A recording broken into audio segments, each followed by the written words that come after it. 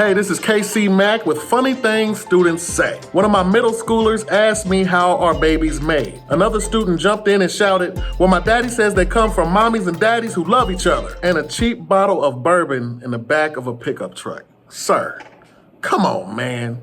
You're supposed to be teaching your kids about the birds and the bees, not the vultures and the roaches. One of my kindergartners wouldn't stop grabbing his private parts during morning circle. When I asked him if he was okay and if he needed to go use the restroom, he responded, I'm okay. It's just that my junk is too big. Boy, please. You don't go set your little kindergarten self down somewhere talking about my junk too big. During class today, one of my third graders leaned back in his chair and let out a big sigh. When I asked him if he was all right, he responded, it's been a long week, Miss P. I need a drink. He then took out his water bottle and chugged the entire thing. I get it, man. Third grade can be hard, you know, all that coloring and learning that you have to do. But one thing's for sure, he's gonna be one hell of a teacher when he grows up. A student once said to me, Miss Harris, why are you always smiling so much? You don't get paid enough to be that happy all the time. You damn right. I'm happy because I have a good relationship with the Lord, because that's the only thing that keeps me showing up here at work every day. I teach pre-K. One day I was reading 5 Monkeys, and at the end of the story, it states that after all the monkeys finally fell asleep, Mom wanted to jump on the bed too. After I closed the book, a little boy shouts out, my mommy and daddy like jumping on the bed too. I hear them all the time. Ooh. Vultures and the roaches. I ran into a student at the store. He asked me with a shocked look on his face, Mrs. Adams, what are you doing here? Did you get locked out of school? He thought I lived at the school and never left. See, that's a problem.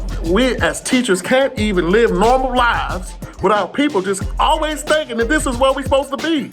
I have a home.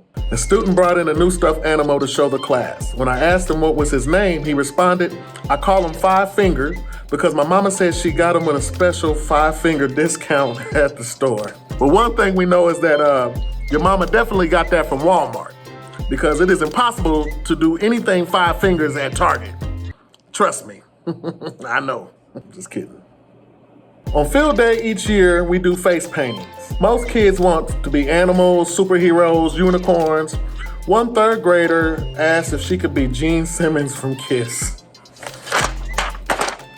Come get your kids. You just want to run around. I caught one of my kindy girls literally sniffing me one day. When I asked her what was she doing, she said, you smell like cookies and cheese and I want to eat you out. Wow. No. One of my kindies was running out to recess. I stopped her and said, Hannah, you should wash your face before you go out. There's spaghetti sauce all over it. She took off anyway, screaming, it's my war paint. Let me tell you something. Anytime a little kindergarten has premeditated war paint on her face before recess, she definitely needs to be in premeditated timeout after recess, because she's going out there to start some trouble. Oh yeah, somebody's getting pushed off the slides. We were doing a unit on trees in class one week, and I told the class to bring in something that related to trees the next day. Most kids brought in leaves and pieces of bark and branches. One boy brought in a plastic container and told the class that his daddy kept his magical tree medicine inside. I confiscated it right away. I would have confiscated it too and took it home. Me, too tired to put on makeup that morning. Second grader boy patted me on my arm. Miss Molly, you ain't gonna get no man looking like that. No, I'm not gonna get no man because I'm a teacher. And don't no man wanna sit up and listen to me complain about my job all day. That's why I ain't gonna get a man. So why even bother to put on makeup? I'm sorry.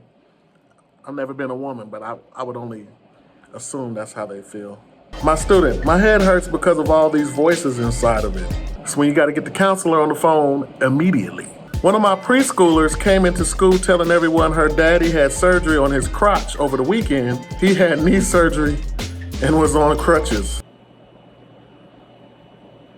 Fourth grader at 8 a.m. You look tired, Mr. Hanson. You should drink a cold beer. That's what my daddy does when he gets tired.